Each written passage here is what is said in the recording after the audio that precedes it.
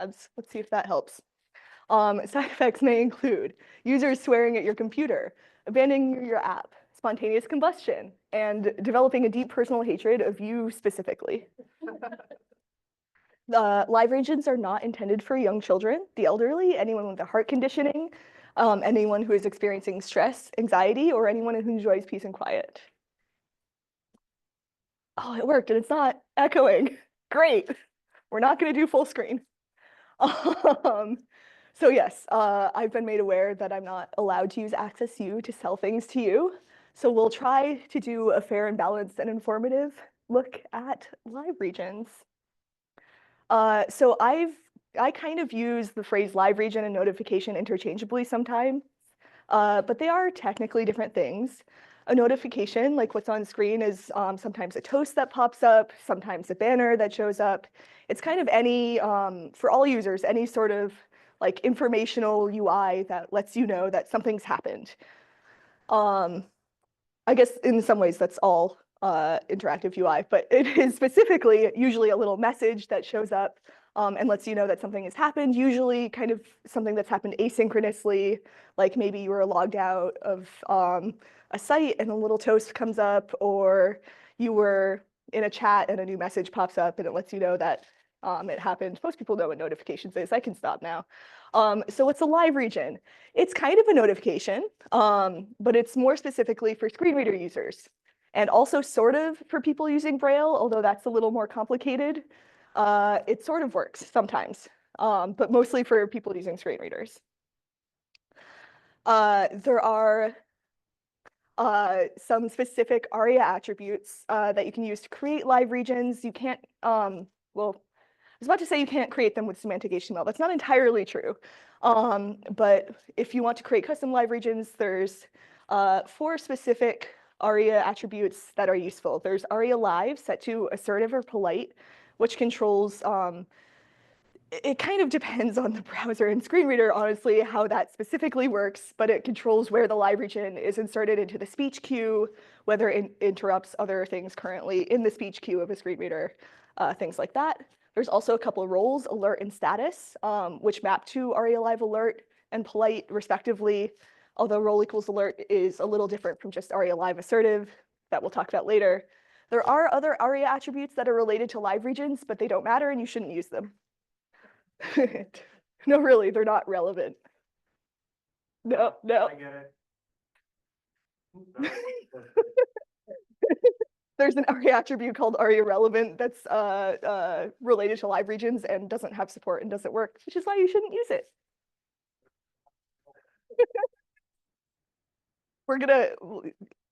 The jokes will not improve.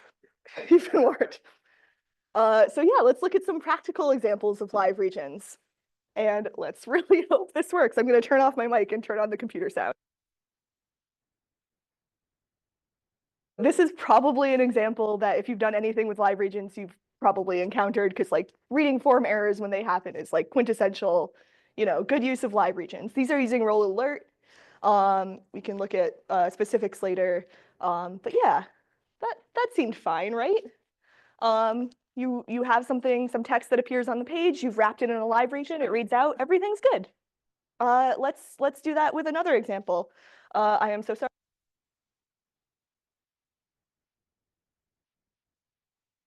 Download files dialog. Button download. There have been 1 files downloaded. There have been 2 files downloaded. There have been 3 files downloaded. There have been 4 files downloaded. There have been 5 files downloaded. There have been 6 files downloaded. There have been 7 files downloaded. There have been 8 files. I gave up when I was screen recording. But I think there were 42 or something. And yeah, so that's what happens when you just wrap some text in a live region that constantly changes. And before you go like, oh, somebody using a screen reader could just hit control and mute that speech. Every time it updates, it sends a new update to the speech queue, so that would not work. It would keep going. See if I can keep my speaker notes. So yeah, that seems good and fine. This is also how you use live regions, where even if you've done literally everything right on a page, if you do one bad live region, you can completely destroy the screen reader accessibility of the entire interface. So yeah, let's look at this again. I mean, this was still a good example for using live regions. One should use live regions to provide updates on, files downloading over a long period of time and completion and all of that. But it is not quite as simple as just slapping a live region ARIA live on the page. So let's look at this.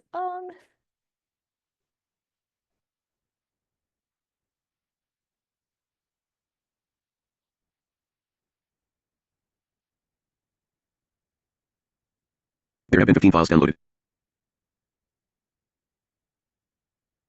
There have been 29 files downloaded. Success.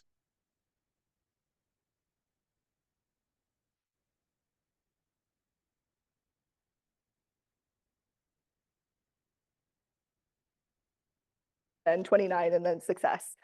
So what I did here was added a little kind of timer on a 5-second loop where from the start to completion, it read updates every 5 seconds until the end when it finished and immediately read the success message.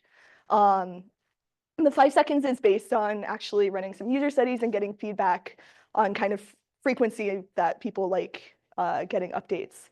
So yeah, seems better. You don't have to sit there for, a minute listening to file downloads. Yeah, so to just kind of hammer this home, here's a similar example where you kind of want to provide live updates to doing something.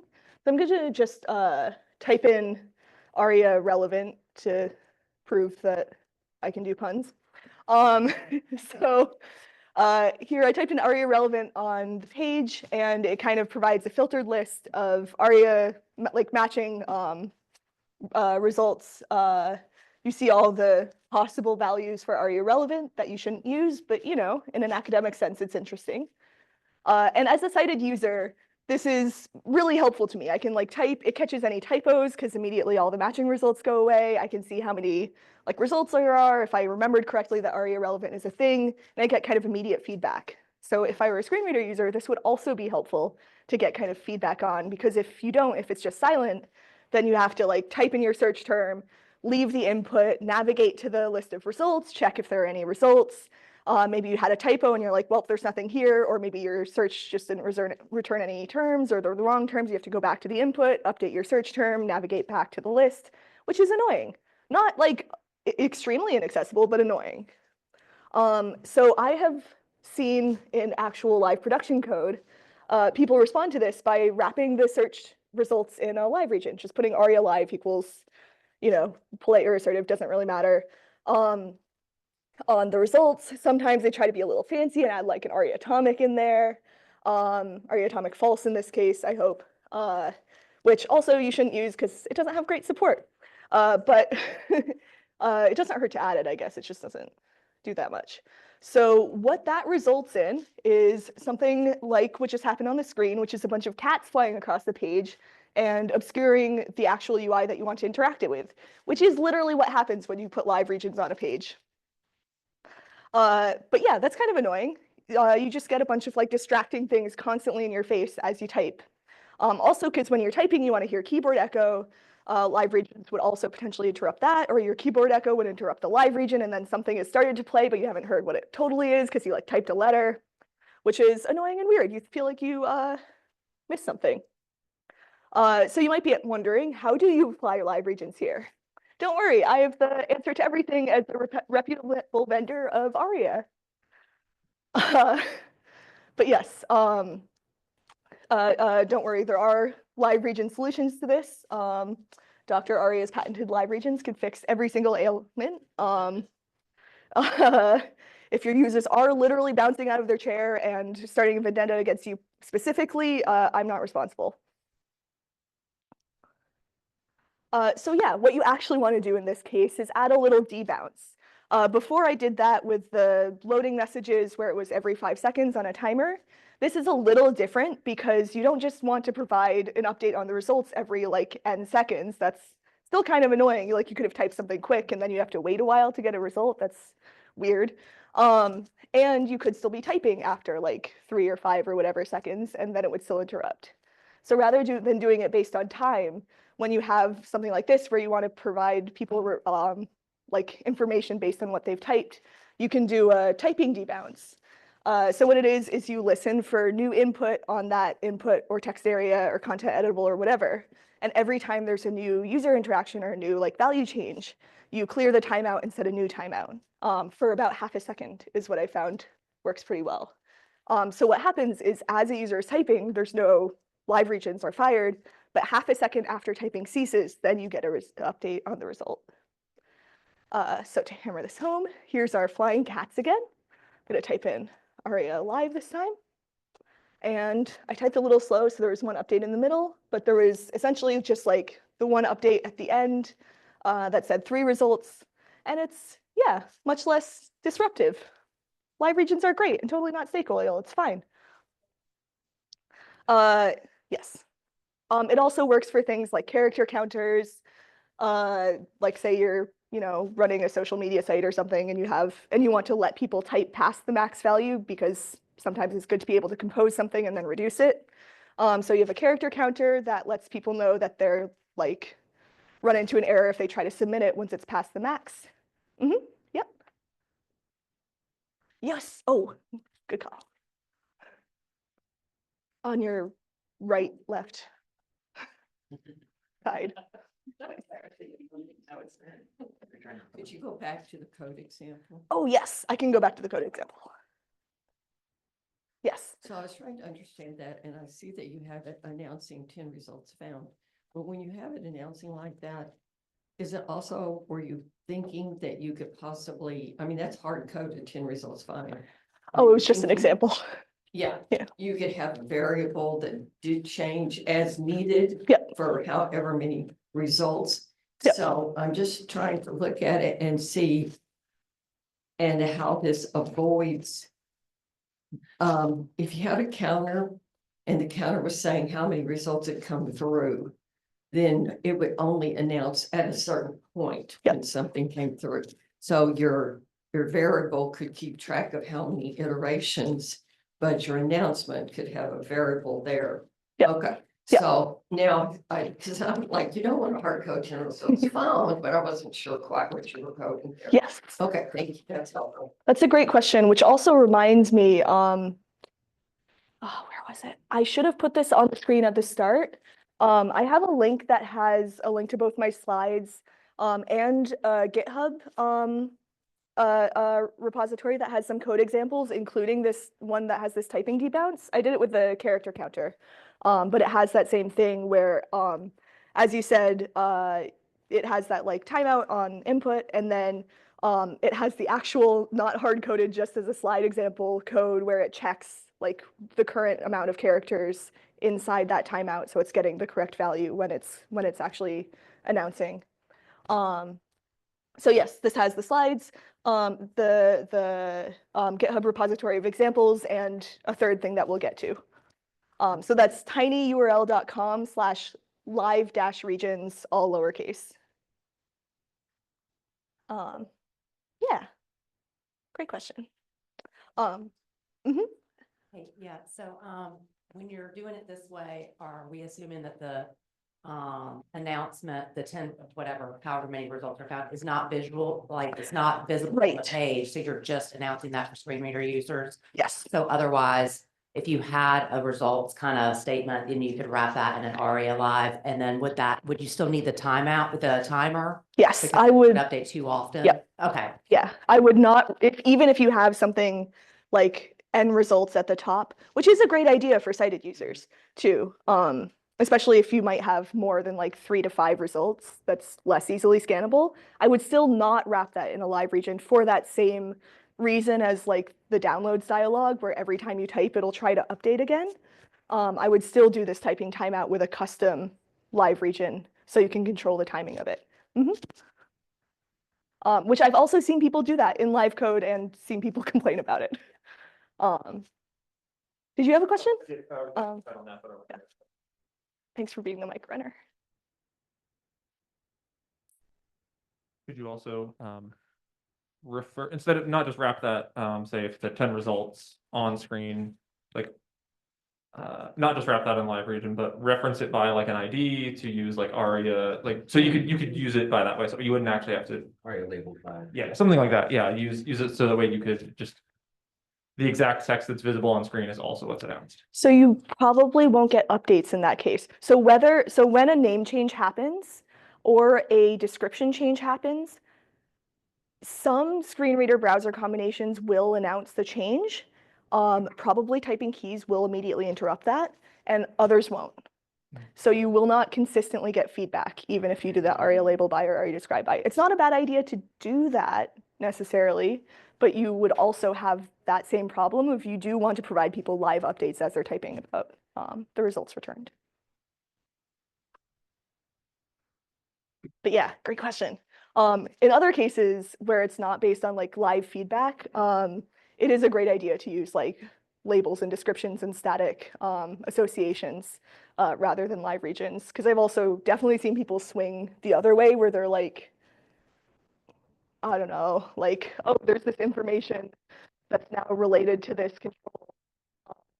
And like if it's not directly relevant to the user as they're interacting with something else on the page, you can just use a static association and not bother with a live region. But yeah, it's really about like, is this update directly relevant to what the user is doing now? And if it is, then possibly live region. Yes, I did this example already. Yeah, so character counters. Also updates as you type. I also ran a user study on this and with a few different options for like frequency of updates. And what I found with character counters specifically is you don't want to provide updates about characters like constantly from the start, because when you're at like 10, 50, whatever characters, like you don't need to know that. You kind of need to know that when you're approaching the end. So when you're within like 20 characters, maybe, it depends how many characters are involved. But when you're within something reasonable, like maybe 20 characters, maybe 10 characters of the limit, that's when you start on this live region with the typing debounce of like, 10 characters remaining, 5 characters remaining, like you've reached the character limit, things like that. And also, obviously, if you try to submit and there's a little error message, which ideally you've done, that should read immediately when it shows up. But just the character counter, having it on that typing debounce as you near the limit, got great feedback. So, seems reasonable. Also has that half-second typing throttle. And yes, so say you've done everything, you've attended this talk, go home and you're like, yeah, loading, character counting, filtering. Please consult a doctor if any of the following occur. Multiple simultaneous loading regions that all announce their loading state. That's fun and great. Also something I've seen happen in live product, which was also fun and great. Having announcements that just happen at the end when everything's loaded is much better. Also, it depends on, sometimes if there's multiple simultaneous loading regions, there are interactive parts of the page, and at that point you can just stop announcing anything. And that's good too, because people are probably trying to interact with the page. Using a live region to communicate what a focus change has already done. That's a case where you want to revisit your use of live regions. Like for example, say a little error dialog pops up and says like, you fucked up, good job, to the user. When the error dialog pops up, presumably it also takes focus, and presumably you've set focus to something such that the error message is immediately announced. At that point, even if it's an error, you don't need a live region because the focus change already did it. And focus changes are much more robust and less prone to exploding on people. So if you can communicate something reasonably with a focus change, usually the focus change is better. Wrapping any type of input in a live region. I have also seen people do this on things that made it to product. And so that's like, say you have, say you're doing something fancy with an input, like you have a content editable and you can like upload files or whatever, and they're inserted into the input as a link, or you @mention people and that's inserted. And you're like, I should let people know that that happened. It's a great instinct to let people know that that happened. I've seen people do this by just like wrapping the input in a live region. And what happens then is this varies by screen reader, but value changes can trigger live region updates. Yeah. Also, if you have a content editable, obviously that's just text content, so that will always work. And people who are typing into that often have keyboard echo on if they're using a screen reader. And that's on purpose because they want to hear their keyboard echo. When I say keyboard echo, is that it's like when you type a key and it just says it back. So the live region is announcing the changing updates as you're getting keyboard echo, and everything is just terrible. And you like, unless you are amazing at ignoring things and tuning them out, this just effectively makes it fully unusable. Also, the live region updates will probably announce the entire content of that input every time it changes, which is fun and good. So yeah, never, ever wrap an input in a live region. Wrapping any major section of content in a live region. I have on screen a screenshot of the Catbot, which is totally not just a reskinned version of a chatbot I work on that I won't name. This talk was more fun to give before it was released. So yes, we have this chatbot where you type in a question and it generates a response. And when that happens, obviously you want to make heavy use of live regions because like a response is coming asynchronously. You need to let people know that that happened. So live regions are good. In chats, you pretty much need them. What I've seen also make it into the product that shall not be named. There's no one from Microsoft here, right? Things that I saw make it into product was a team being like, I need to make sure this is announced. I'm going to ignore all the accessibility information that I wrote in my documentation and instead wrap this entire message list in an ARIA Live. Yes, there's a few things that happen there. One is when a new message comes in, it could read the entire message list. That did happen in some cases, even if you use ARIA Atomic, which does not have good enough support, so you can ignore it. And even if the ARIA Atomic does work, and what that does is instead of reading the entire thing, it should just read the new edition, if it worked. Even if you've set ARIA Atomic correctly, any change to the message list could trigger it to reread. And like things are going to change because by wrapping something in a live region, you have tied visual updates to live region updates. So like say someone opens a menu on the actions of one of these inputs, or say someone like toggles a button or hovers a thing and a tooltip shows up. That will re-trigger the live region because it's content of the message list and you've tied message list updates to live region updates. So when you have something big and complicated and you want to be able to provide someone using a screen reader updates to it, having just custom hidden live regions is just so much better than trying to wrap something in a live region. And I know like this kind of goes against conventional wisdom for accessibility, which is like you should make the things that are visually on screen directly accessible to screen reader users and directly tie your visual UI to the like UI presented to assistive tech. And that's usually true. But with live regions, it actually often isn't. Because often what you like changes that happen on screen are not at the time or the level of verbosity that you want for screen reader users. Also because live regions are just very in your face, more so than visual updates. So yeah, about that, side effects of wrapping an entire chat pane in a live region may include headaches, nausea, dizziness, but actually no control over the timing and frequency of updates, no control over visual versus announced verbosity. So in this like chat region update, for example, every chat message had this like avatar, it had the name Catbot, it had like a little disclaimer like AI content may be incorrect, it had the text of the message, and then it had a whole bunch of action buttons at the bottom. When a new message comes in, you probably don't actually want all of that announced in that order. You want something like Catbot says, feed your cat every 15 minutes as much as they want to eat. And that's it. No extra cruft. Obviously, if you literally move your screen reader cursor to the message, then everything is still presented. But just in the live region, you probably don't want all that visual UI actually announced, which is another reason to not just wrap it in a live region. You want to actually craft that string a little more in some of these more advanced use cases. Which you can only do with a custom live region. No ability to filter out repetitive and supplementary content, like those like constant disclaimers at the top of every message, avatar, action, stuff like that. And there's a slight delay, and I feel like it's getting longer. Too many announcements that are too verbose. That's another side effect, not just of like chat UI, but like any sufficiently complex UI. If you're wrapping just like large sections of content in a live region, that's the great indication to like stop and reconsider. So yeah, I talked about chatbots a bit. Let's dive into this.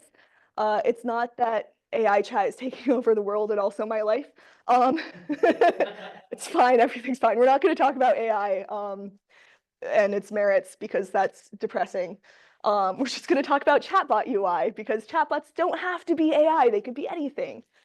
So for the past couple of years, I've been running lots and lots of user studies on this type of UI. It's something like, I feel like it's well over 50 sessions now and inching towards 100.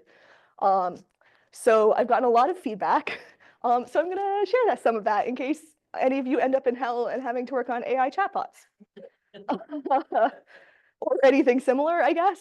But they're also a great use case for live regions because it's more than just the simple, like, here's a form error. It's really nuanced and you need a lot of live regions. You need really custom ones to make it work. So yeah. Yeah, so here's some of the results from field testing. Totally not snake oil live regions. And on screen is this Hamlin's Wizard Oil. These are all real ads for snake oil. And I don't know why there's an elephant for Hamlin's Wizard Oil. Yeah, but apparently it's the best pain remedy on earth. And if you get eaten by an elephant, it'll help. Presumably, you'll still be dead, but it won't hurt. So yeah, let's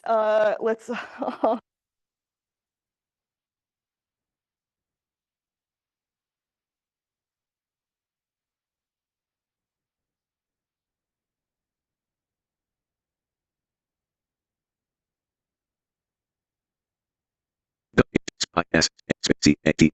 Question. Ask me anything about cats. Generating reply. Multi-line.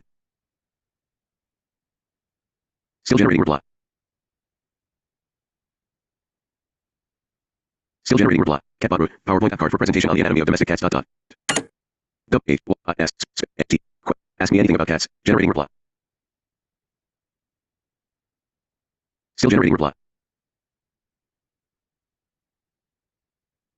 Still generating reply. Finding references.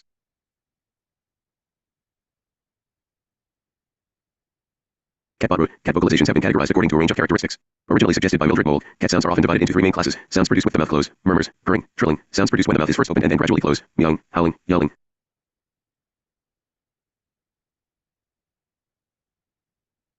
I stopped the video before it read that entire text out, but it would have read the entire text of that message out, even though it was long. And that was something I found, like, generally for live regions, you want them to be very short and to the point, interrupting someone.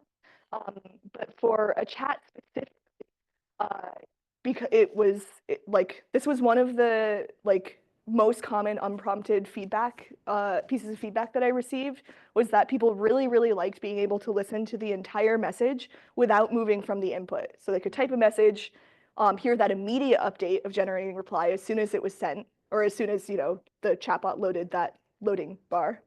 And then like get that kind of 5-second interval like confirmation that it's still doing something, and then just be able to hear the entire message no matter how long it was. At some point you will hit the limit of the like API live region event string length, but that is pretty long. So yes, generally sending the entire message for something like a chatbot or something where this is like the primary thing that someone is interacting with. When they're interacting with it, like, they do want to hear that response when it comes. So for that, just like hearing the entire response was exactly what people wanted. The 5-second interval was also something I tested and asked for feedback on, and no one disliked it strongly. A lot of people really liked it, and there were like a minority of people who would have wanted less frequent updates, usually people who are more like power users, or more specifically, the feedback I got from people who were like, was more along the lines of, this is fine, but it would be cool if I could like control the timing myself. But that was like a small minority, and even those people were like, yeah, it's fine. And the majority of people really like the 5-second updates, really like the immediate confirmation that something happened. So that's the most important part. And also reading it out as soon as it comes in.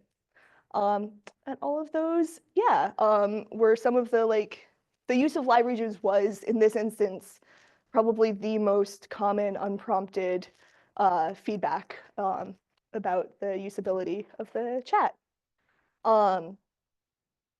Yeah. For example, I forgot I had this, or oh no, this is, sorry, yes, I can read. Can read my own slides. Yeah, something else, another piece of feedback from the user study was it's important to be really intentional about the message text.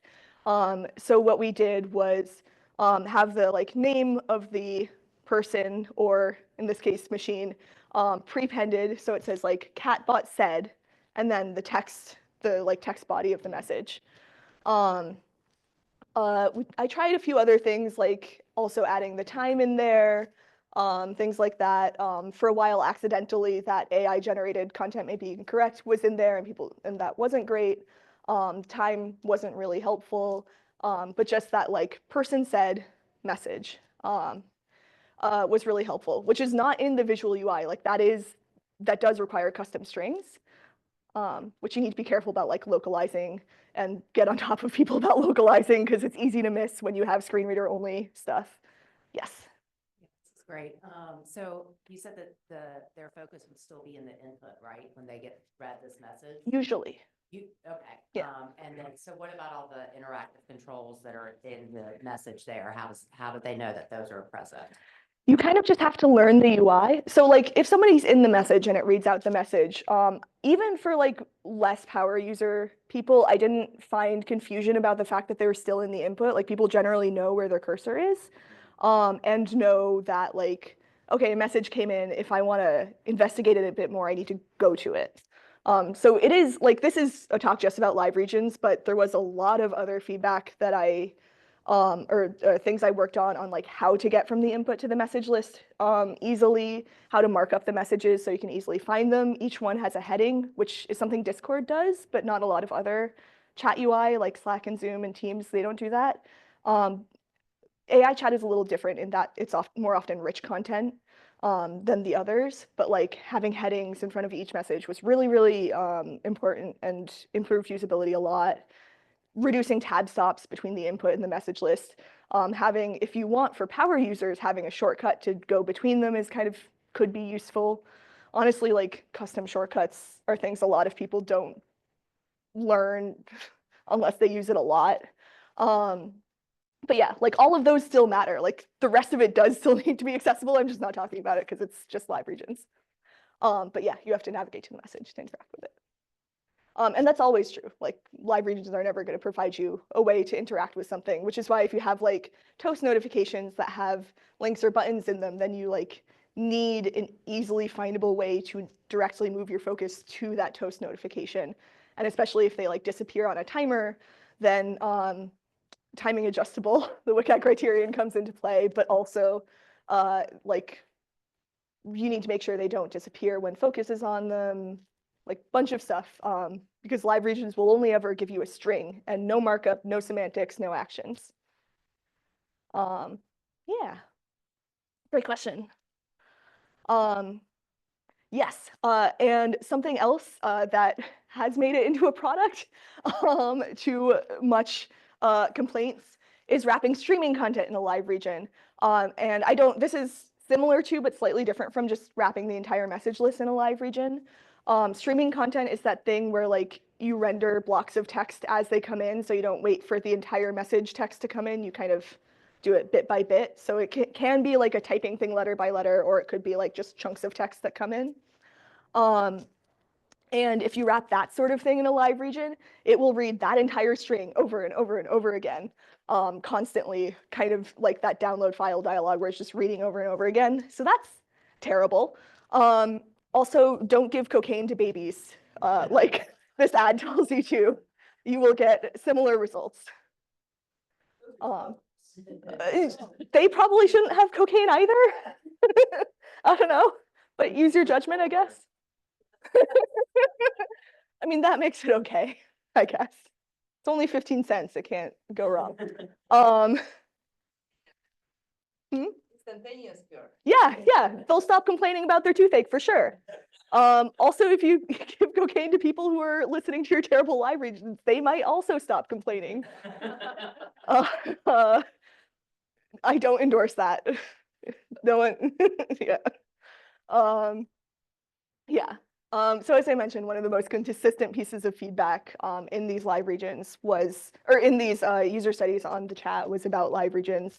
So for example, someone named Jennifer said, that's really what you'd like it to do, right? Is just automatically read it so I don't have to look around. And Miguel said, I really like whenever you press enter, I liked how it said generating reply, still generating reply. That part was actually pretty cool. And I also liked how it actually read out the response and the entire response. And these are just two, but I'm not like cherry picking examples. It was very common. And yeah, so despite like live regions being able to really, really make the usability of a chat interface, they're not great everywhere. This advice is not generalizable easily. Like you have to be really careful. Like I'm talking about chats a lot. And if you're building a chat or something that's similar to a chat, you have to like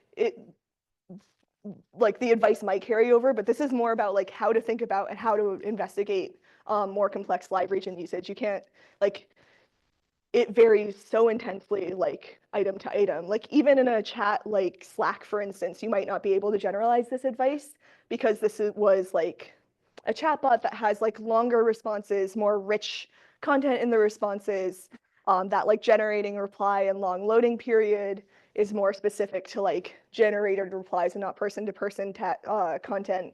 So like even in like that fine-grained difference, it's really, really important to test and test with real users.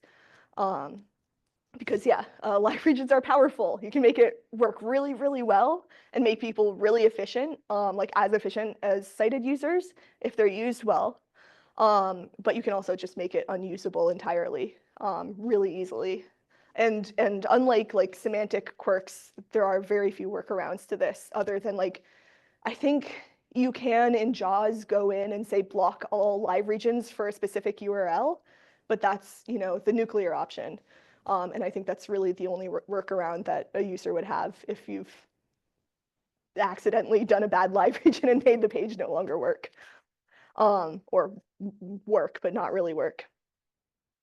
Another is don't use live regions to build a custom screen reader in your page. If I had $1 for every time this has been suggested to me, I'd have like $10, which isn't which isn't a lot of money, but it's worrying that it's happened that much. So I feel like I need that disclaimer. None of you would do that. You're all awesome people, I can tell. But yes. And yeah, another thing is that I do think that any sufficiently complex application should have central live region handling. So in my code example before, I used a function called announce that was passive string as kind of a shorthand. I didn't show you the definition of that. Announce is not a built-in function. That was a reference to the idea of a custom function that was handling live regions. But I have built literally that function into the library I work on. And what it does is there's a manager that just exists on the page and has inserted a live region at the end of the DOM, and then just provides that announce function. And then you can call announce anywhere within the page. Any bit of code that's inside this wrapper can call that, and it will. And when you call announce, it will insert the text into the live region at the end of the page and then remove it after half a second. It also does some batching and some ability to override. So if you like pass in an ID with a string in this custom function, and you just keep calling that like 5 times in the same, like within half a second, it will only announce the last one. And if like 3 different things in different parts of the page have all called like a live region in the same tick, it will queue those and insert all of the strings. And the reason this is important is because firing multiple live regions on a page separately can war with each other. Because screen readers, you only get to hear one thing at a time, and if you insert like 5 things into the speech queue at the same time, depending on the screen reader, it could read all of them, or it could read just the last one. that's really fully up to like the screen reader and how they're managing their speech queue. And that will vary person to person, like different screen readers do handle that differently. So if you want to be like safe and ensure that like everything's being read, and if you have like a complex application with a lot of moving parts, like Office Online, for instance, where there could be notifications coming from different places, it's really, really helpful to have that kind of manager to do that. And even if you're building something simple, if you have enough live regions happening from different places, you run into issues like live regions only work if they exist in the DOM before you put text in them. If you're doing these like custom screen reader notifications, then like you don't want the text just like hanging out at the bottom of the page that people will run into when they're using virtual cursor. So you do want to remove it. And if you leave that up to like the 5 different developers that are all working on this app, some of them might do it correctly and some of them won't. So just having that built in where you're like, this live region always exists.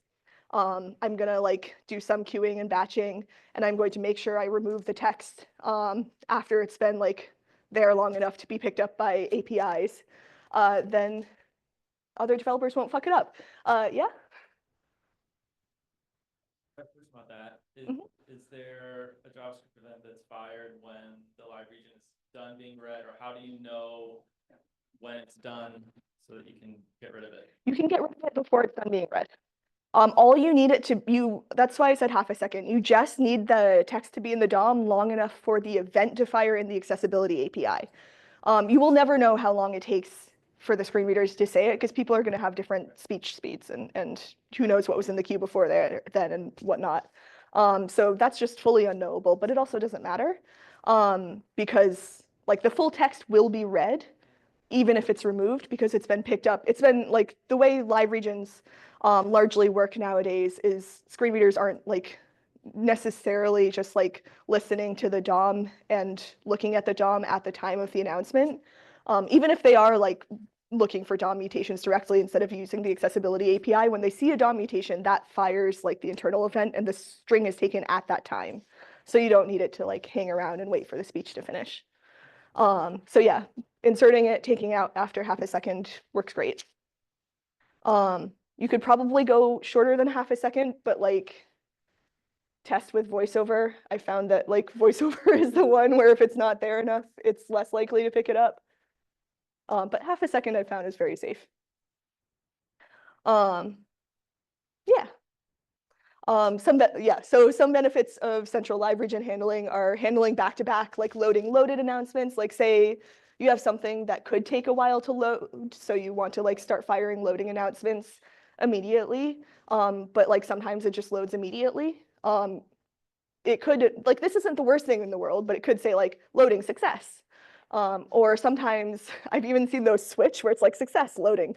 And having them batched so it only takes in like the last one in this like JavaScript manager takes that responsibility out of like the screen reader and out of like the inherent unpredictability of like which live region mutated first.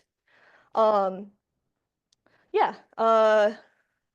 Even if, for example, I mentioned the like multiple live regions on a page, you could in theory, I mean, in that case, you might not want to fire many live regions at all. But if all of the page is loading, but you have multiple like loading areas, you could maybe fix that by giving them all the same idea and letting this kind of script handle batching the announcements. Although that would require maybe a little more logic, so it's not announcing constantly.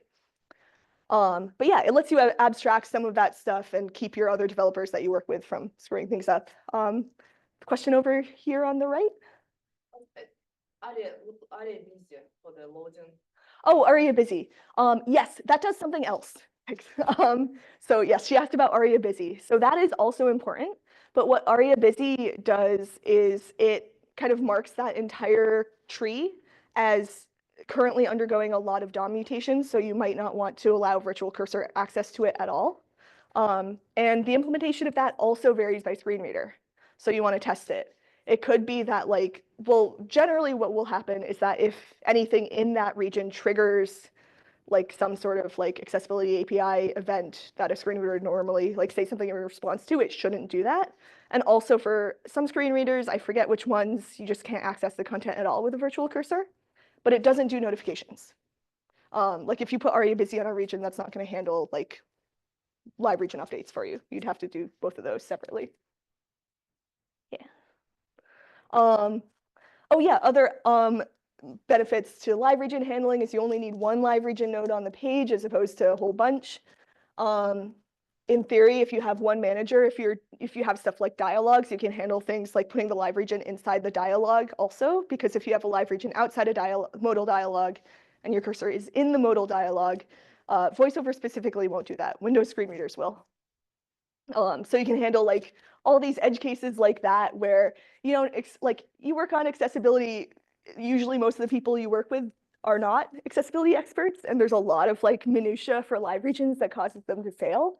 So if you have one live region manager, it also just makes, I think this is my next point, my last point, testing and debugging a whole lot easier.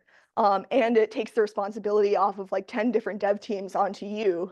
And you're not trying to debug like separate implementations from a whole bunch of people who don't necessarily know all the minutia. And then you can build all of that into your like one manager and make that a lot more stable. Oh, and the last point I had was it allows components to fire a live region on insertion. So that means like this is kind of like reality of working in a larger team. If you're writing everything yourself, then it might not matter as much.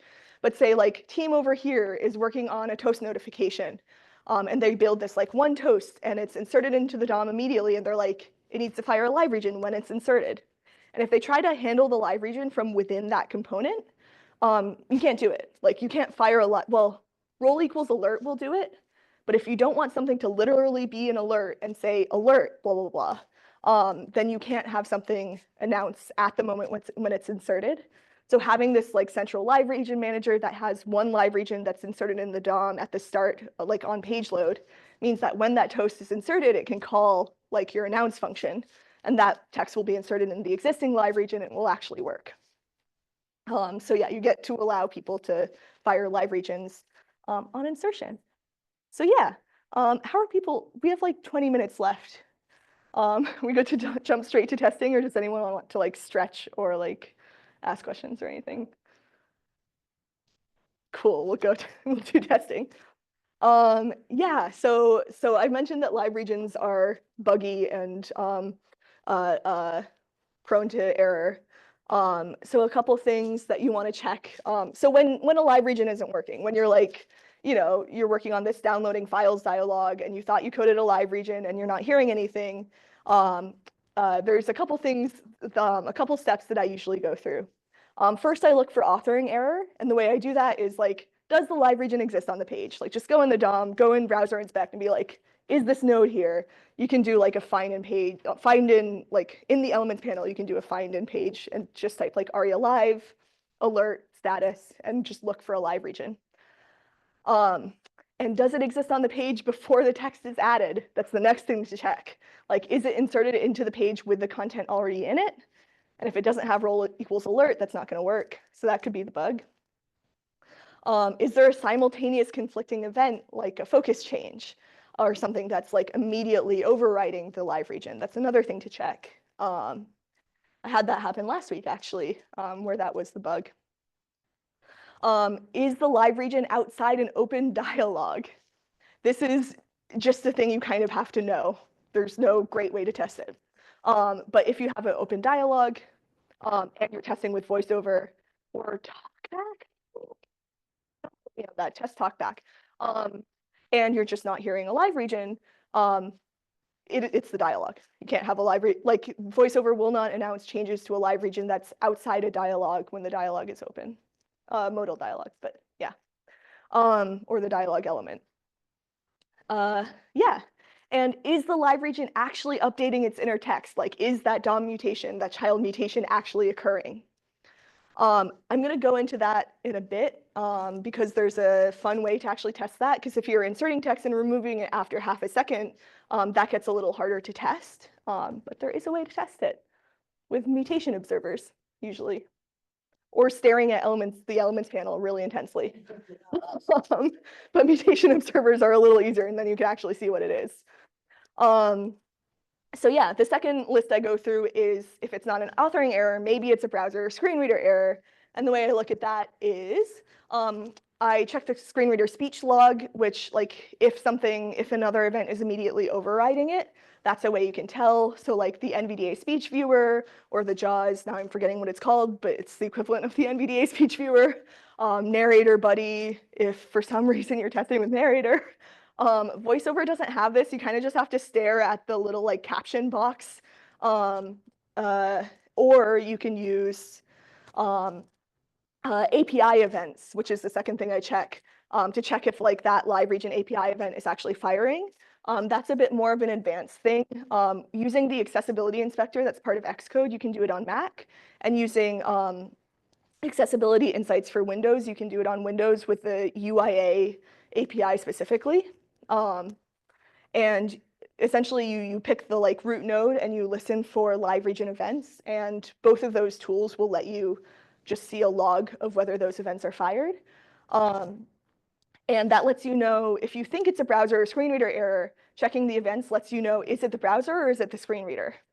Because if the events are fired and the screen reader isn't saying them and like they aren't in the speech log, then it's a screen reader issue in some way. And then you dig more into like, oh, is there support for whatever random thing I'm doing? Which like all screen readers support like normal live regions, but then you get like weird stuff like your, I don't know, you've inserted like an SVG in there. I'm trying to figure out, like I have needed to debug this and I can't remember why off the top of my head. And it was like this month. But also it's still before 7 a.m. my time. So we'll get there later. But yes, checking API events when you're like deep in the weeds and everything has gone wrong can be very useful. So yeah, there's time for this, right? Awesome. Yeah, okay. So yeah, I mentioned something, I actually do this a fair amount. It's kind of depressing how often I do this. But using a mutation observer lets you debug stuff on like directly in DevTools on a live site. So like say you're not directly responsible for the code that's running, or it's like on another environment that you don't have that you don't have access to the code for and you can't just like dump a console log in there. A mutation observer will let you debug something just like in a production environment. I've also had live region bugs that like work in dev but not in prod. And you're throwing up your hands and being like, why isn't this happening? And you have to decide like, is this because it's a coding issue because like the live region node isn't actually being changed in prod for some reason, whatever. So what I do there is I go find the live region node in Element Inspector. There's a link to this code in that tiny URL /live-regions. And I like save the element to the console and then use a mutation observer. Sorry, didn't mean to unmute. I was trying to zoom in. Here we go. This is a gist I made. This is like, you can go to MDN or whatever and look up how to create a mutation observer. This isn't like fancy code, but because I do this a lot, I made a little gist that creates a mutation observer and attaches it to an element in a function so I can just copy paste. And I can show you what that looks like. There's a link to this gist in that link I shared earlier. So let's go to somewhere I have code example. Here they are. Here we go. Okay. Oh, I'm not serving it. Oh, right, because I had to restart my computer like 10 times. Oh my God, and now okay, it's fine. No.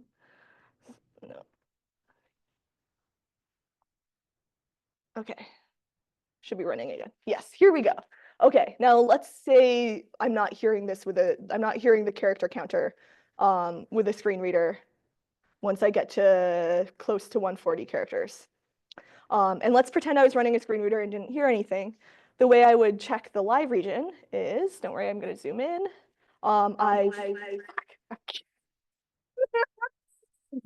Apparently I can't find the zoom button and I keep turning on that. Okay, so yes, there's the elements inspector. I'm just scanning this for the live region. Which for some, oh, right, because this is the bad example, so there's no live region. Okay, so in debugging, I would look at this and be like, there's no live region. That's the problem. Let's go back and switch to the code example that's actually fixed.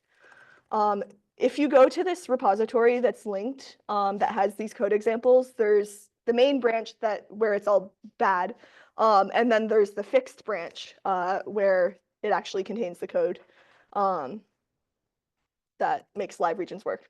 So yes, okay, here's the fixed branch, and there's this. Oh no, this is the bad example.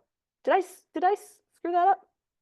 Well, we can still, okay, here's a bad example. Let's say it's updating constantly, and we can be like, why is that happening? So there's this ARIA live assertive on the span class equals count. So I'm going to store that as a global variable. If you open the context menu on a specific element in the elements pane, you can store it as a global variable. And then I'm going to pop over to the console, and it's there under the name temp1. And then I'm going to copy paste my mutation observer function into the console. So now that function exists. And then I'm going to call that function, which is observe element, on my element that was saved to the console. So I'm calling observe element temp1. Observe element is that mutation observer function I just passed in. Temp1 is the live region element. And yeah, now that's running, and now it should log mutations to the console as they happen. So because that live region was just wrapped around the character counter, it's updating every time I hit a key. So if you were hearing just constant live region updates and you're like, why is this happening? You would be able to attach that observer, and you can see all these mutations logged to the console, like child nodes were removed, 9 out of 140, child nodes were added, 10 out of 140. So you can see that live region just constantly firing. That's the way I debug on live production environments a lot. And I find it pretty useful. I don't think we have time to go into like API debugging, and also I only have a Mac, so and the way you do that is different on Mac and Windows. I'll write about it eventually. But yes, if you check out Accessibility Inspector in Xcode, that also lets you inspect the entire accessibility tree, API tree, not the browser accessibility tree, but the actual like AX API internal OS level API accessibility tree that VoiceOver is using. So I use that a lot, not just for live regions. Accessibility Insights for Windows does the same thing for UIA, which is an accessibility API that's used by mostly Narrator and kind of NVDA and JAWS now-ish. They use a different accessibility API mostly that's harder to inspect. But Accessibility Insights for Windows is still useful because even though you can only inspect UIA, you can see some of like what's being translated from the browser to the accessibility tree, and that gets you a sense of what's going on too. But yes, both of those let you listen to events as well. So yeah, testing is useful and fun. So yeah, some closing thoughts. Notification centers, not just like live region managers, but actual like notification centers. Like the one pictured here is GitHub, where you can see all recent activity, are really useful because even if you do literally everything correct with live regions, people are going to miss them.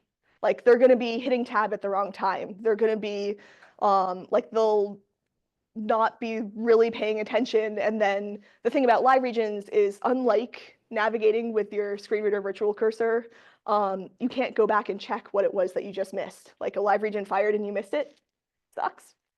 Don't get it. You don't get it again.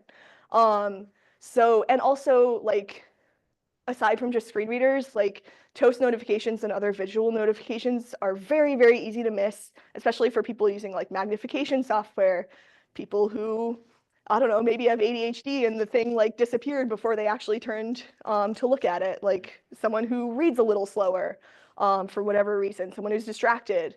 All of these things make notifications, both live regions and visual ones, really easy to miss. So if you have important notifications that are persistently relevant, like obviously not loading and loaded notifications, but persistently relevant notifications, like a new message coming in or you were tagged in a post or whatever, then having an actual place you can go and review them is really, really helpful. Yeah, and as a heads up, there is a new API coming to ARIA called ARIA Notify. It is now in Edge Canary, I believe. It was behind a flag, and I think as of like this week or last week, it's not anymore. At least I started getting bugs on it. This was, yeah, it's still not a single spec, but it's upcoming. And this is essentially you get to, rather than have a literal live region in the DOM with these ARIA attributes, you get to call a function.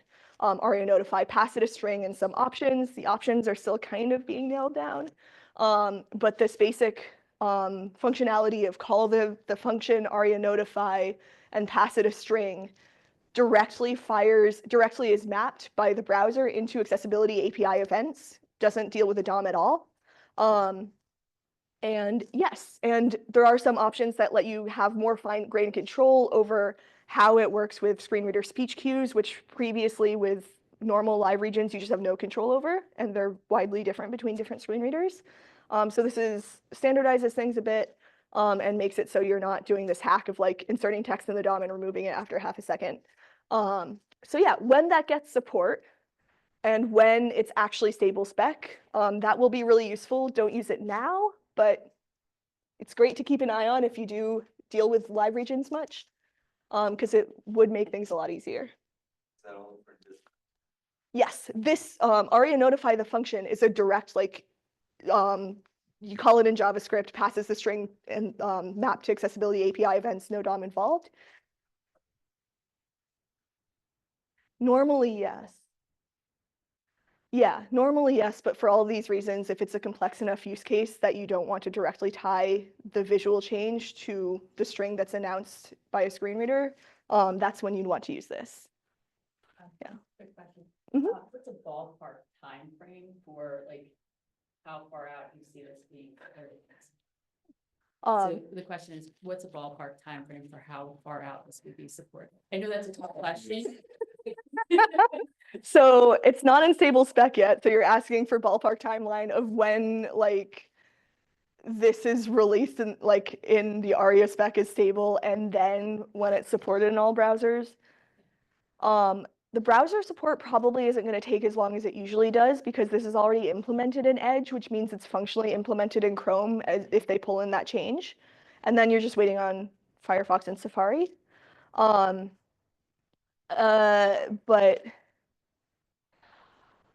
I don't want to guess about spec process. It's already been discussed for a while in the ARIA working group, and there are a number of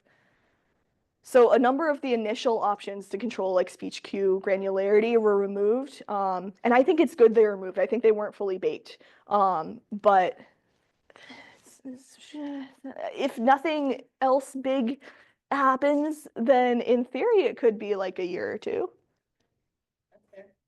Also depends on your browser support. So if you're supporting to like Safari 17, then that's on your organization's policy.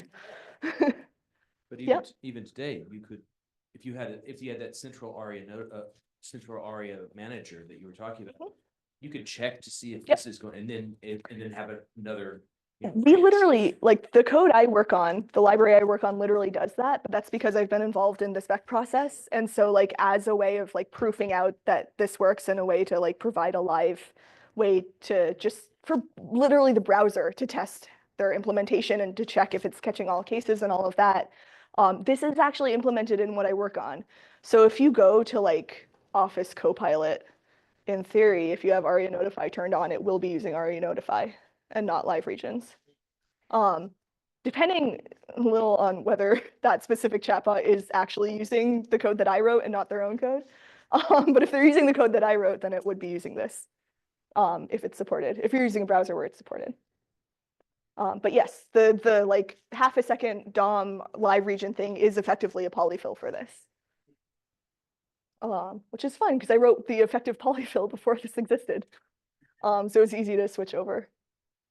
So yeah, last closing thought. Remember, do not scream at your users, only scream at developers who abuse live regions. So yeah, thanks so much.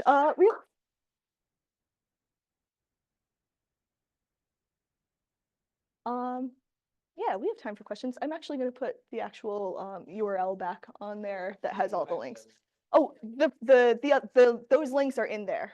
If you go to this URL, it'll have a list of links. So that's tinyurl.com/live-regions for anyone not looking at the screen. Yeah, go ahead. Your polyfill is Yes. a synonym for your complex handling, central handling, am I correct? Like, Kind of different. Like I would use that polyfill. I would use that approach for the central live region handling, but for like any live region that you want to fire that's not literally like a visual change, you could use ARIA Notify or that approach where you insert a live region at the end of, like where you insert text for half a second into a live region and then remove it again. okay, that was actually just a preface to my real question. Like, okay, so when ARIA Notify is supported widely, how much of your what was it called, like the central handling earlier in your talk, how much will be obsolete? Some of it. Some of the batching and queuing might be useful. Like, so also in my central handler, I have this like typing debounce thing built in too. So instead of calling announce, you can call typing announce and pass a reference to the like input that's taking the typing events. And it'll debounce based on that. And having a central way to do that is still useful.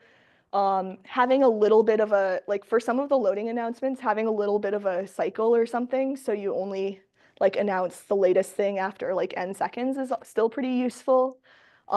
Because ARIA Notify obviously like it still happens as soon as you call it, like it's sending that event through as soon as you call it. So if you call like 5 different events, the queuing will be better. ARIA Notify in theory is going to standardize that so they don't conflict with each other.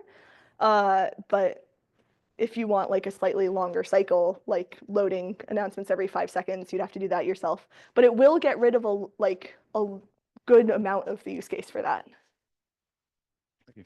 Yeah.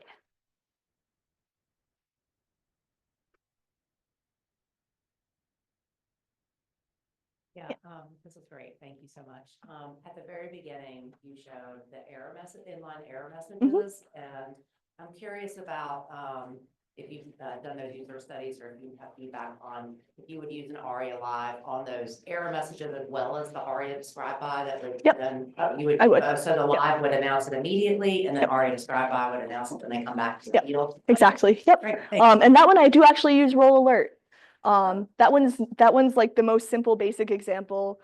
Like error message is our alert, so roll alert works pretty well. And you do just want to announce the text that's visually present on screen. So for form messages, that's unlike chat and like loading and all of this stuff. That is an example where you can just wrap the error in a roll alert, and it works great. Yeah. Any other questions? Cool. Thanks so much.